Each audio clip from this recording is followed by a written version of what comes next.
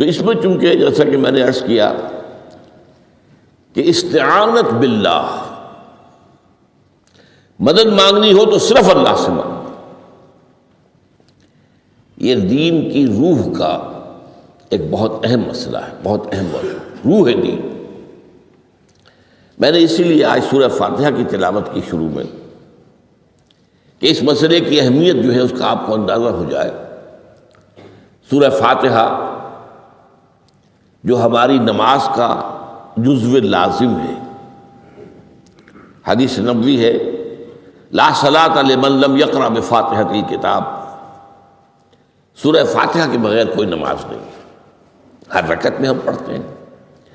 یا یہ دوسری بات ہے، فقہ حنفی کے مطابق امام پڑھتا ہے اگر جہری انداز میں تو گویا کہ پوری جماعت کی طرف سے ادائیگی ہوئے، لیکن اس پہ اتفاق ہے کہ سورہ فاتحہ ہی اصل نماز ہے۔ اسی لیے ایک حدیث میں جو مسلم شریف میں آئی ہے حضرت ابو ہریرہ سے، سورہ فاتحہ کی تجزیہ کیا گیا ہے مضامین کا، اور وہ حدیث قدسی ہے۔ قسمت الصلاۃ بینی و بین عبدی نصفین، اللہ فرماتا ہے میں نے نماز کو اپنے اور اپنے بندے کے درمیان برابر برابر تقسیم کر دیا۔ بندہ کہتا، اب اس کے بعد ساری تفصیل سورہ فاتحہ کی ہے۔ صلاۃ کہا، قسمت الصلاۃ بینی و بین عبدی نصفین، تو ہم تو صلاۃ میں سورہ فاتحہ بھی ہے، پھر اس کے بعد کچھ ہم اور قرآن مجید کی آیتیں پڑھتے ہیں، پھر رکوع بھی ہے، پھر سجود بھی ہے، قیام بھی ہے، اور قاعدہ بھی ہے، سب ہے۔ صلاۃ تو منہ کا، لیکن یہ کہ اصل صلاۃ سورہ فاتحہ۔ چنانچہ اس حدیث میں تجزیہ کیا گیا ہے، جب بندہ کہتا ہے، میرا بندہ یہ کہتا ہے الحمدللہ رب العالمین، تو میں یہ کہتا ہوں، اللہ تعالیٰ یہ فرماتا ہے حمدنی عبدی، میرے بندے نے میری حمد کی، تعریف کی، ثنا کی۔ جب بندہ کہتا ہے الرحمن الرحیم، میں کہتا ہوں، اللہ کہتا ہے اثنا علی عبدی، میرے بندے نے میری ثنا کی۔ اور جب بندہ کہتا ہے مالک یوم الدین، تو اللہ فرماتا مجدنی عبدی، میرے بندے نے میری بزرگی بیان کی۔ تو یہ سارا میں اس لیے آپ کو حوالہ دے دیا ہے، آج میں سورہ فاتحہ کا درس نہیں دے رہا ہوں، پوری بات نہیں سنا رہا کہ اصل نماز سورہ فاتحہ۔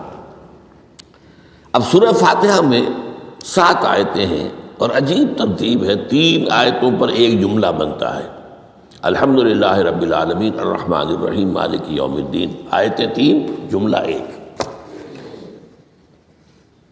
پھر 3 آیتوں پر ایک جملہ ہے آخر میں، اہدنا الصراط المستقیم صراط الذین انعمت علیہم غیر المغضوب علیہم ولا الضالین، آیتیں 3 جملہ 1۔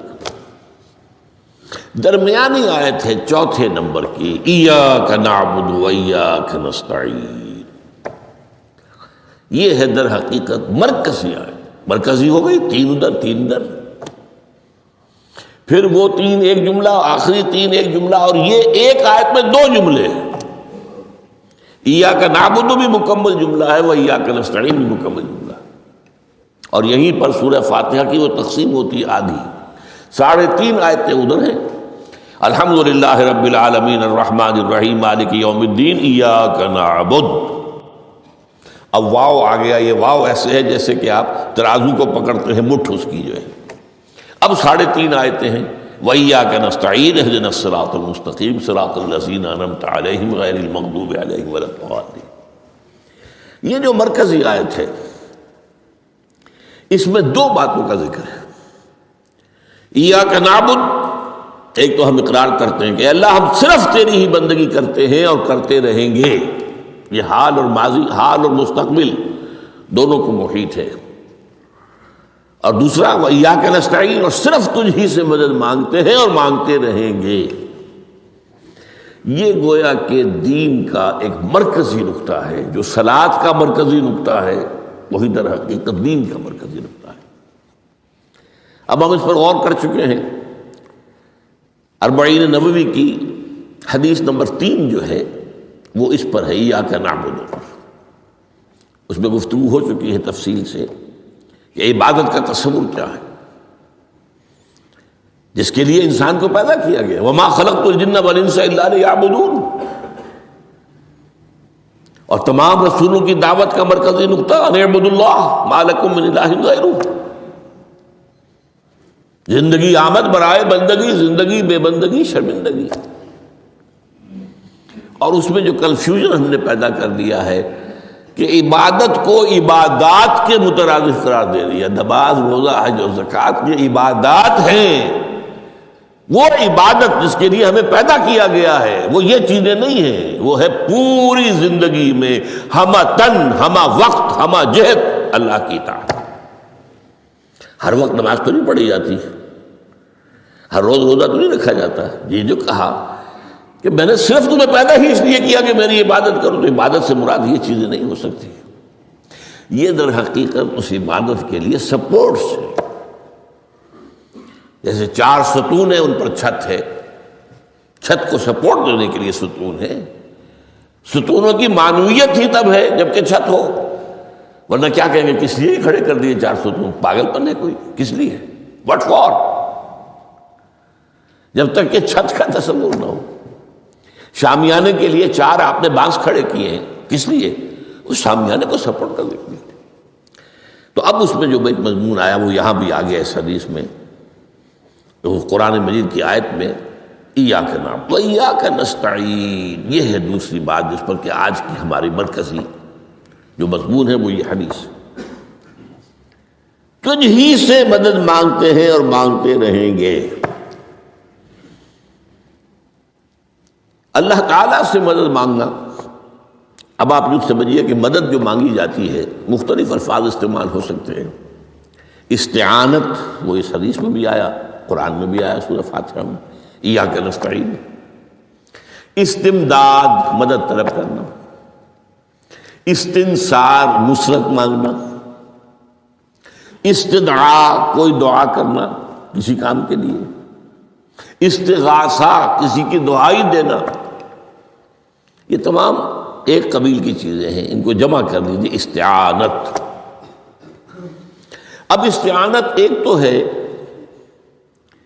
عام مادی دنیا کے اصول کے اندر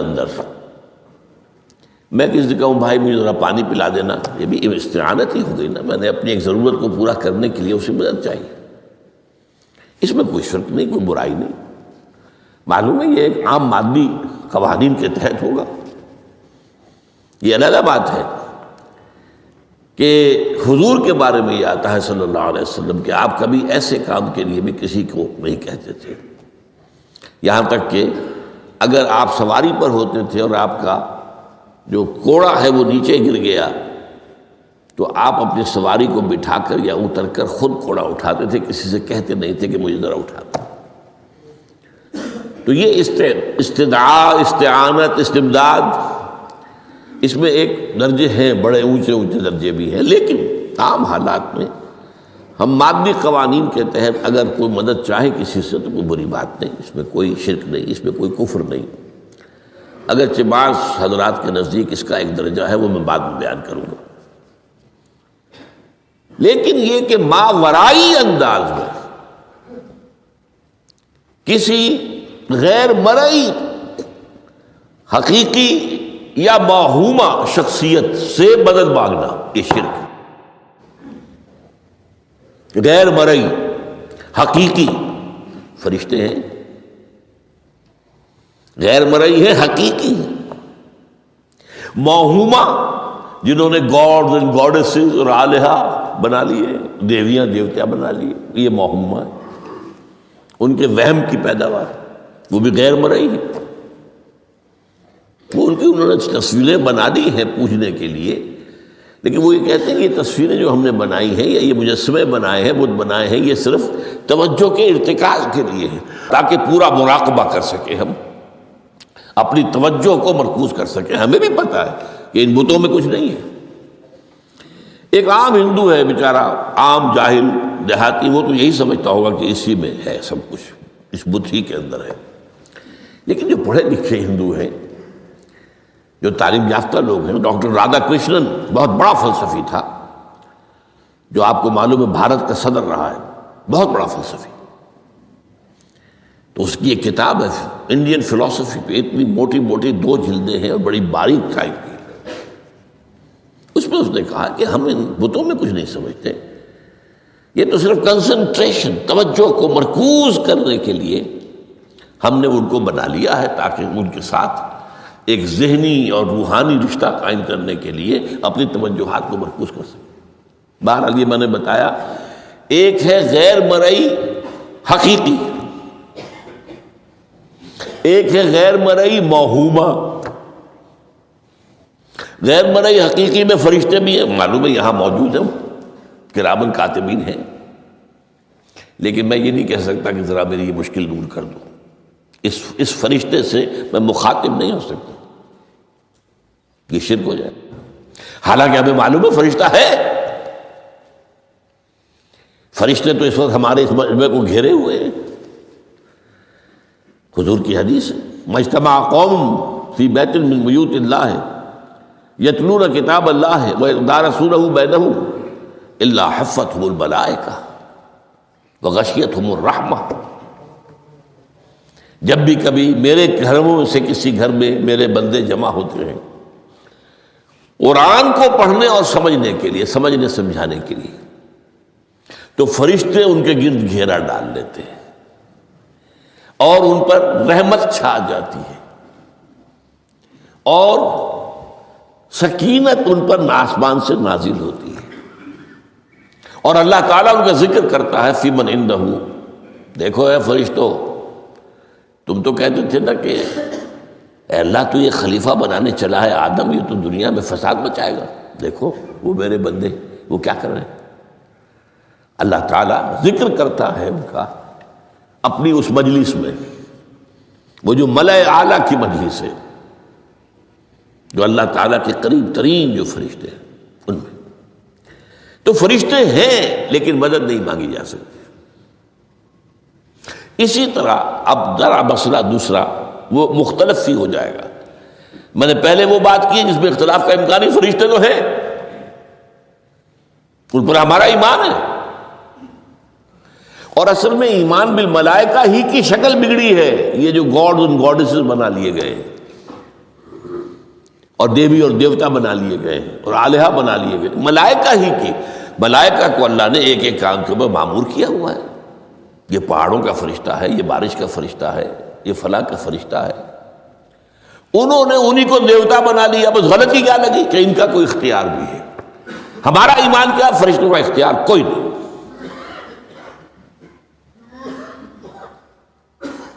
یفعلون ما یؤمرون، جو اللہ حکم دیتا ہے کرتے، ان کا کوئی اختیار نہیں۔ بس یہ باریک سا پردہ ہے، یہی ایمان بالملائکہ بن گیا ہے، دیویوں اور دیوتاؤں کی شکل اختیار کرنی۔ عرب کے لوگ خدا کی بیٹیاں کہتے تھے ان کو، یہ فرشتے خدا کی بیٹیاں ہیں، ان کے نام پر لات، یہ مؤنث نام ہے، لات، عزا عزیز کا مؤنث ہے، منات یہ سب مؤنث نام ہے، یہ دیویاں ہیں، یہ اللہ کی بیٹیاں ہیں، فرشتے ہیں اصل۔ تو میں نے کہا کہ پہلے میں نے بات کی ہے وہ غیر مرئی کہ جو یقینی ہیں، متفق علیہ ہیں، فرشتے ہیں۔ ایک ہے مختلف فی، وہ یہ ہے کہ اولیاء اللہ کی ارواح بھی، ان کو بھی یہ، اگر یہ قول امام الہند شاہ ولی اللہ دہلوی کا نہ ہوتا تو میں کبھی اس کو تسلیم نہ کرتا۔ ان کا قول ہے کہ اللہ تعالیٰ اپنے جو بڑے محبوب بندے ہوتے ہیں ان کے انتقال کے بعد ان کی ارواح کو بھی فرشتوں کے جو درجہ اسفل ہے، سب سے نچلے درجے کے جو فرشتے ہیں ان میں شامل کر دیتے ہیں، اور اللہ کے احکام کی جیسے تنفیذ وہ فرشتے کرتے ہیں وہ بھی کرتے ہیں۔ اب یہ مختلف ہی مسئلہ ہو گیا، سب کے نزدیک نہیں ہے ایسا، لیکن یہ کہ بعض کے نزدیک شاہ ولی اللہ کہہ رہے ہیں تو اس کو تو ہم اٹھا کر ردی کی ٹوکری میں تو نہیں پھینک سکتے بات، لیکن ان کو بھی نہیں پکارا جائے گا، وہ ہے، وہ بھی اللہ کی سول سروس کے اندر بھرتی ہو گئے، سول سروس ہے نا، اس کے کارڈرز ہیں ہمارے ہاں۔ پٹواری سے آپ چلیں گے تو ریونیو کا محکمہ جو ہے، پٹواری پر گرداور اور گرداور سے گرداور، قانون گو اور اس سے اوپر اور نائب تحصیلدار، یہ چلے گا۔ تو فرشتوں کے بھی گریڈ ہیں، طبقہ اسفل، طبقہ اعلیٰ۔ تو اگر اللہ تعالیٰ اپنے نیک بندوں کی ارواح کو بھی اس میں شامل کر دے تو ہمیں کیا اعتراض ہے؟ اور اس کو ماننے سے کوئی شرک لازم نہیں آئے گا. ہاں انہیں پکارو گے تو شرک لازم آ جائے گا. بات سمجھ رہے؟ باریک فرق. فرشتوں کو مانتے ہیں، پکار نہیں سکتے، مدد نہیں مانگ سکتے. اسی طریقے سے ان کو آپ مانتے بھی ہوں اگر کہ وہ ملائکہ کی آخری صف میں ان کو بھی اللہ نے بھرتی کر لیا ہے تو ٹھیک ہے. لیکن یہ کہ آپ اختلاف کریں، اختلاف بھی کر سکتے ہیں کہ اتنی بڑی بات کے لیے کوئی دلیل قرآن مجید سے ہمیں نہیں ملتی. فرض کیجئے کوئی شخص کہتا ہے، لیکن یہ کہ یہ ایک قول ہے، ایک محدث کا ہے. لیکن میں نے جو بات فرق جو بتا رہا ہوں، ان کو یہ مان لینا کہ فرض کیجئے شیخ عبد القادر جو ہے بغدادی گیلانی رحمۃ اللہ علیہ، ان کی روح اب کہیں آ سکتی ہے، الوا آ سکتی ہے، جیسے ملائکہ آ سکتے ہیں، آ سکتی ہے. روح محمدی صلی اللہ علیہ وسلم آ سکتی ہے. لیکن ہم اس وقت محمد کو پکاریں گے نہیں. پکارا تو شرک ہو جائے گا، دعوت جب دعا کی تو شرک ہو جائے گا. تو یہ ذرا باریک سا فرق ہے جو ہمارے ہاں اس فرق کو نہ سمجھنے کی وجہ سے ہی یا تو انکار کر دیتے ہیں سرے سے، روح آ ہی نہیں سکتی، اور یا یہ کہ پھر ان سے دعائیں اور استدعاء اور استغاثہ، تو یہ دونوں میں جو ہے انتہائی ہو جاتی. اچھا، دنیا کے قانون کے تحت بھی جو میں نے کہا تھا، میں بتاؤں گا کہ اس کا بھی ایک مرتبہ ہے. آپ نے کسی شخص سے ایک کام کے لیے کہا، وہ کام دنیا کے قوانین کے تحت ہے. فرض کیجیے آپ کسی سے کہتے ہیں میری فلاں جگہ پر سفارش کر دیجئے، میرا یہ مسئلہ ہے، 100% درست ہے. لیکن یہ کہ فرض کیجئے کہ میرا جو مدعا علیہ ہے یا جو میرا مد مقابل ہے وہ چرب زبان ہے زیادہ، یا وہ اس نے کوئی لمبی چوڑی سفارش جو ہے فراہم کر دی ہے، تو آپ بھی میری بات رکھ دیں. وہاں قرآن مجید میں آیا ہے سورہ نساء، من یشفع شفاعۃ الحسنۃ، اچھی شفاعت کرنا، صحیح بات، تو اس کے اندر اللہ تعالیٰ نے اجر و ثواب رکھا ہے. اب آپ نے ایک دفعہ کہا، اس نے نہیں کیا، دوسری دفعہ کہا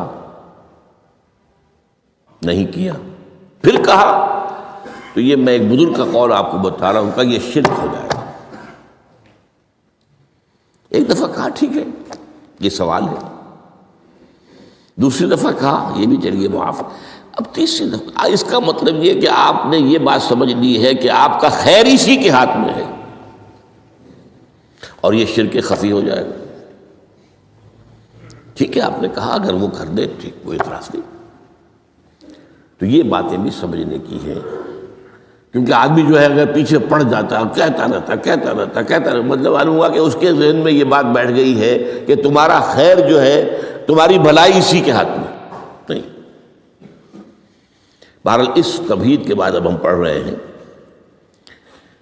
حضرت ابن عباس فرماتے ہیں رضی اللہ تعالی عنہ، کنت خلف النبی یوما صلی اللہ علیہ وسلم، ایک دن میں حضور کے پیچھے تھا. اب پیچھے ہونے سے کیا مراد ہے؟ گمان غالب یہ ہے کہ سواری پر، جس کو ردیف بھی کہتے ہیں. واللہ عالم یہ بھی ہو سکتا ہے کہ چلتے ہوئے پیچھے پیچھے چل رہے ہیں ادب کے ساتھ. چچا زاد بھائی ہیں لیکن عمر میں تو بہت چھوٹے ہیں، نوجوان ہیں. اس کیفیت میں حضور نے اب ان سے خطاب کیا، یا غلام، اے نوجوان، اے لڑکے کہا، اے لڑکے، اعلمک کلمات، میں تمہیں تلقین کرتا ہوں چند کلمات. اب یہ ہے حضور کا طریقہ تربیت و تعلیم و تزکیہ. وہاں کوئی مدرسے نہیں تھے، وہاں کوئی درس کی محفلیں تو نہیں ہوتی تھی. محفل تو ایک ہی ہوتی تھی ہفتے میں، اور وہ جمعے کا اجتماع ہے.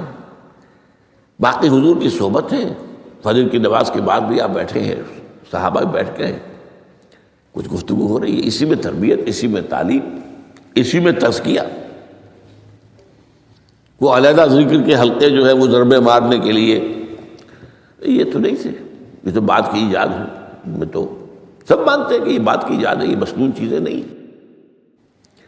بہرحال حضور نے اے لڑکے یا اے بیٹے، جو بھی آپ اس کا ترجمہ کریں، میں تمہیں چند باتیں سکھاتا ہوں. مطلب کیا ہے؟ وَعَلِّمُكَ كَلِمَاتٍ، توجہ سے سنو، غور سے سنو، حفظ جان بنا لو.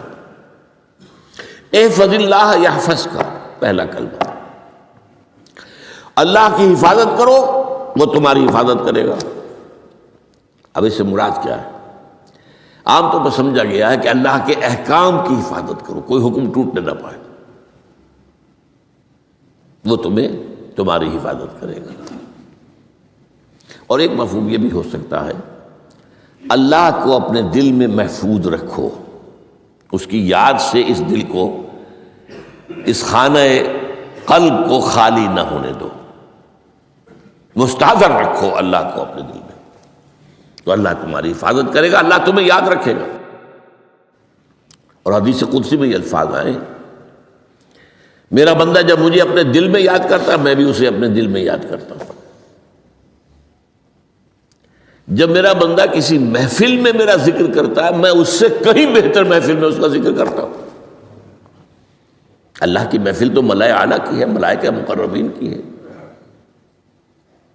وہ جو امیر خسرو کا شعر ہے، وہ پتہ نہیں کس کیفیت میں انہوں نے کہا ہے، خدا خود میر محفل بود اندر لا مکان خسرو،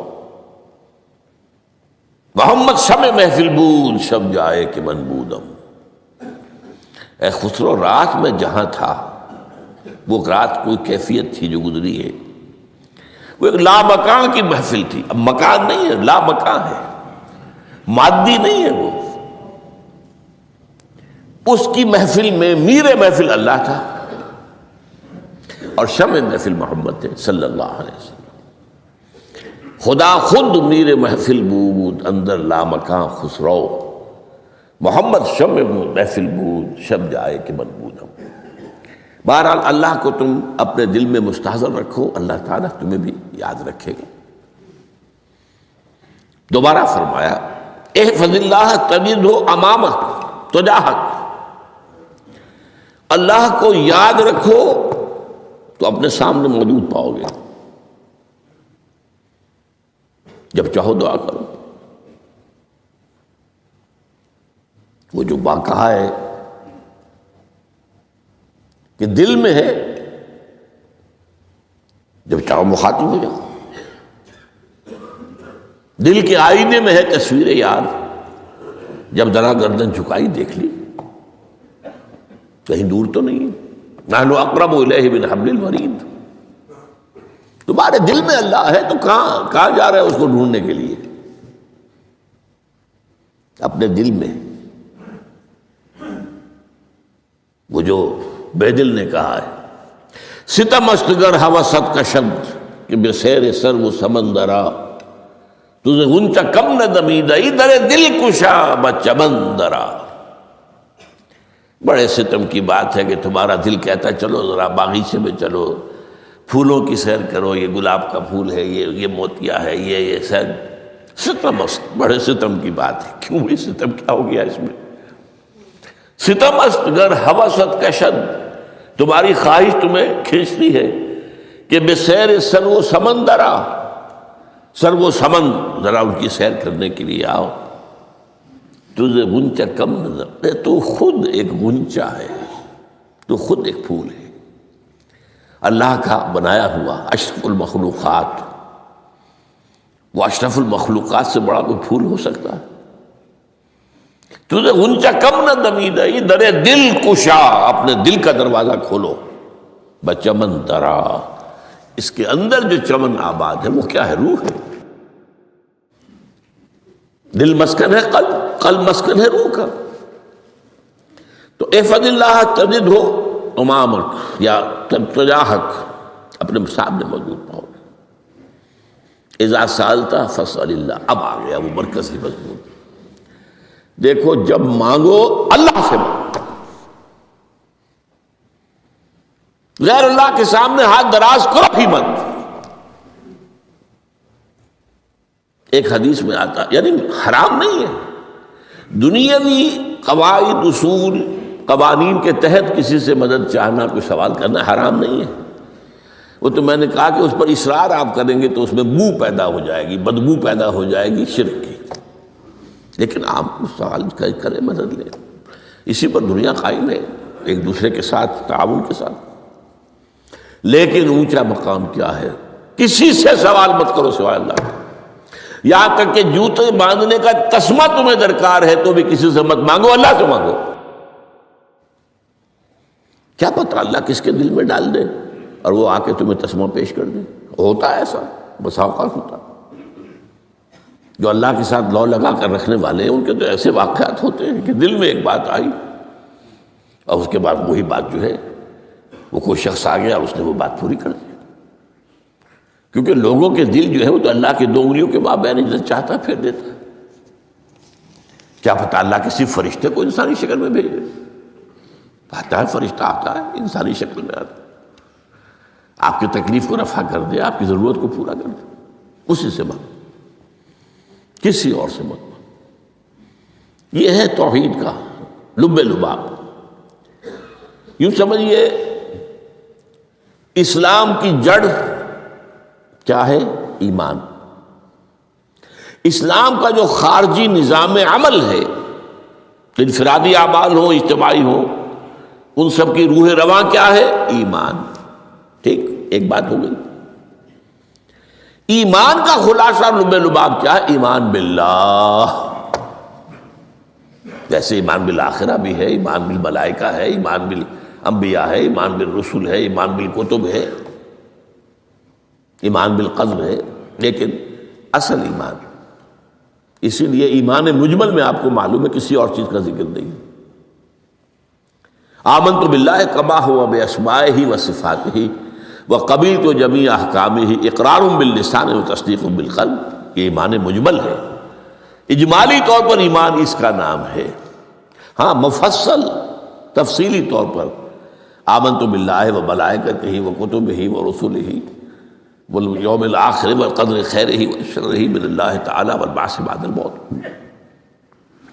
تو اسلام کی جڑ ایمان، اور اسلام کا سارا جو نظام عمل ہے، چاہے انفرادی اعمال ہو چاہے اجتماعی، ان سب کی روح رواں ایمان، اور ایمان کا خلاصہ ایمان باللہ۔ اور ایمان باللہ کا اصل حاصل وہ ہے جو اس حدیث میں آ رہا، اس کے 2 ہیں تقاضے، عبادت صرف اسی کی، استعانت صرف اسی سے۔ اس لیے میں نے سورہ فاتحہ کا تذکرہ شروع میں کیا، یہ عبادت کا جوہر ہے، عبادت کا جو ہے یہ ایمان کا حاصل، عبادت صرف اس کی اور استعانت صرف اس سے۔ استعانت ہی میں سوال بھی آ گیا، یہ بھی مدد ہے، آپ کسی سے کچھ مدد مالی چاہ رہے ہیں یا کوئی اور مدد چاہتے ہیں، کسی کام میں مدد چاہتے ہیں، جیسے میں نے کہا تھا کہیں سفارش کرانا چاہتے ہیں، یہ بھی مدد ہے۔ وَإِذَا اسْتَعَنْتَ فَاسْتَعِنْ بِاللَّهِ، اور جب مدد مانگو صرف اللہ سے مانگو۔ اور وہ سارے الفاظ یاد کر لیے، استدعاء، استعانت، استغاثہ، یہ جو غوث اعظم سے استغاثہ کیا جاتا ہے یہ تو شرک ہے۔ استغاثہ اللہ سے، دعائی اللہ کی، اس اعتبار سے استمداد، استعانت، استدعاء، استغاثہ، یہ سب اللہ سے، صرف اللہ سے۔ عبادت صرف اللہ کی، ایاک نعبد، اور استعانت صرف اللہ سے۔ اذا سألت فاسأل اللہ واذا استعنت فاستعن باللہ واعلم۔ اب یہ جو آخری ٹکڑا آ رہا ہے، حدیث نمبر 4 تھی وہ عبداللہ ابن مسعود رضی اللہ تعالیٰ عنہ، اس میں بھی مضمون جو آیا وہ یہاں پر دوبارہ آ رہا ہے۔ واعلم، اور اے میرے بیٹے، میرے بچے، اے عزیز، علم، جان لو، ان الامت لو اجتمعت علی ان ينفعوک بشیء، اگر سب لوگ جمع ہو کر چاہیں کہ تمہیں کسی شے کا نفع پہنچا دیں، کوئی فائدہ پہنچا دیں، لن ينفعوک الا بشیء قد کتبہ اللہ لک، نہیں پہنچا سکتے وہ تمہیں کوئی نفع مگر صرف وہی جو تمہارے لیے اللہ نے لکھ دیا۔ پھر کیوں مانگو ان سے؟ یہ تو فعل عبث ہو گیا، بیکار بات ہو گئی، ان کے ہاتھ میں کچھ ہے ہی نہیں۔ لہذا یہ جان لو، سب لوگ مل کر چاہیں کہ تمہیں کوئی نفع پہنچا دیں، نہیں پہنچا سکتے، مگر وہی کچھ جو اللہ نے تمہارے لیے اگر لکھ دیا ہے تو مل جائے گا، ورنہ نہیں۔ آپ اندازہ کیجئے کہ جو شخص اس سطح پر آ جائے اس میں کتنا استغنا ہوگا۔ کسی کے سامنے پیشانی رگڑے گا اپنی، کسی کے سامنے ہاتھ پھیلائے گا، کسی کے سامنے اپنی عزت نفس کو ہتھیلی پر رکھ کر پیش کرے گا۔ تم نے سوال کیا تو عزت نفس تو تم نے اس کے سامنے پیش کر دی، اب وہ چاہے تو کچھ اس کا لحاظ کر لے، چاہے تو ٹھوکر مار دے تمہاری عزت نفس کو۔ یہ وہ مقام ہے جب مانگو صرف اللہ سے، جب مدد طلب کرو صرف اللہ سے، اور جان لو اگر تمام لوگ جمع ہو کر تمہیں کوئی فائدہ پہنچانا جائے نہیں پہنچا سکتے، الا بشیء قد کتب اللہ لک وان اجتمعوا علی ان یضروک بشیء لم یضروک الا بشیء قد کتب اللہ علیک۔ اگر سب مل کر چاہیں تمہیں کوئی نقصان پہنچا دے، نہیں پہنچا سکتے مگر وہی کچھ جو اللہ نے تمہارے لیے لکھ دیا۔ اب بتائیے خوف کی جڑ کٹ جائے گی کہ نہیں؟ یہ جو ایمان جو ہے یہ خوف اور حزن دونوں سے نجات دلانے والی بات ہے۔ جو حقیقی مومن ہے وہ اللہ کا ولی ہے، حقیقی مومن وہ اللہ کا ولی ہے۔ اور الا ان اولیاء اللہ لا خوف علیہم ولا هم يحزنون، یہ اولیاء اللہ کو علیحدہ مخلوق نہیں ہے، کوئی ان کے سر پہ سینگ نہیں ہوتے، انسان ہی ہوتے ہیں، لیکن حقیقی معنی میں مومن ان اعتبارات سے جو آج ہم پڑھ رہے ہیں، ایمان اس درجے کا پہنچ گیا تو اللہ کا ولی ہے۔ اور لوگ کے لیے خوف کس بات کا ہوگا؟ کس سے خوف کروں؟ اس کے ہاتھ میں کچھ ہے ہی نہیں، اور اگر کچھ اللہ نے میرے لیے لکھ دیا وہ آ کر رہے گا، چاہے میں لاکھ گڑ گڑاؤں اس کے سامنے کہ مجھے چھوڑ دے۔ اگر اللہ نے لکھا وہ آئے وہ تو آئے، تو کاہے کو اس کے سامنے گڑ گڑانا، کاہے کو جبسائی کرنا اس کے سامنے؟ اور کسی کے ہاتھ میں کچھ ہے ہی نہیں، میرا خیر ہے ہی نہیں، کاہے کو خوشامد کروں اس کی؟ اور سنیے، رفعت الاقلام، دیکھو نوجوان، قلمیں اٹھا لی گئی ہیں، وجفت الصحف، اور جو رجسٹر ہیں صحیفے ان کی سیاہی خشک ہو چکی ہے۔ یہ ہے وہ اللہ کا علم قدیم جس میں ہر شے لکھ دی گئی، اس کی قلم اٹھا لیے گئے۔ وہ جیسے آپ کو معلوم ہے امتحان ہوتا تھا، 3 گھنٹے ختم ہو گئے، اسٹاپ رائٹنگ، بس اب قلم رک جانا چاہیے۔ وہ قلم تو تقدیر کا کاتب جو ہے وہ قلم اس کا اب اٹھا لیا گیا، اور جو صحیفے جن پر لکھا گیا وہ خشک بھی ہو گئے۔ یہ تو روایت ہے جو امام ترمذی نے جس کو روایت کیا، یہ متن ان کا ہے جو ہم نے پڑھا ابھی، اور ان کا قول یہ ہے کہ یہ حدیث حسن صحیح ہے۔ لیکن یہی روایت اور انہی راوی سے عبداللہ ابن عباس سے رضی اللہ تعالیٰ عنہما اور بھی محدثین نے کی ہے، تو اس میں سے ایک اور متن جو ہے وہ یہاں پر امام نووی نے دے دیا ہے۔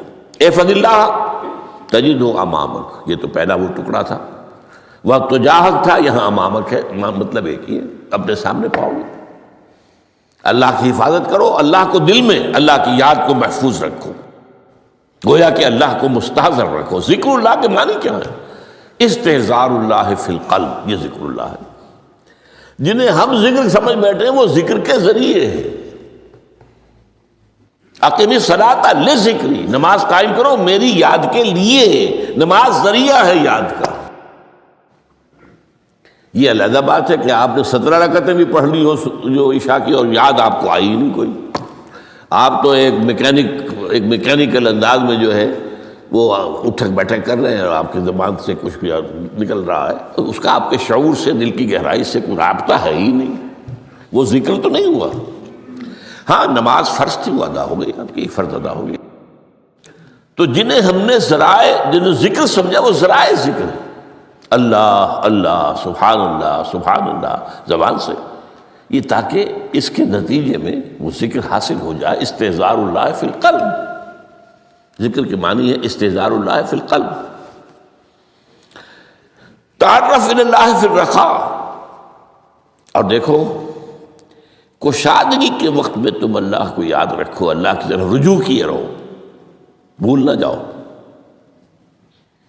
وہ نہ ہو جو کبھی کہا تھا، بہادر شاہ ظفر کے اشعار میں سے بہت زور کا شعر ہے. ظفر آدمی اس کو نہ جانیے چاہے کتنا ہی ہو فہم و ذکا، جسے عیش میں یاد خدا نہ رہی، جسے تیش میں خوف خدا نہ رہا. وہ ہے کشادگی کی حالت میں، جب کہ تمہارے لیے کشادگی ہے، اللہ کی طرف رجوع کیے رکھو.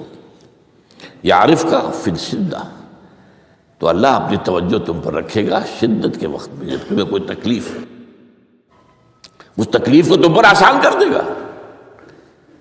تکلیف تو آنی ہے، لکھی ہوئی ہے، وہ تو آئے گی،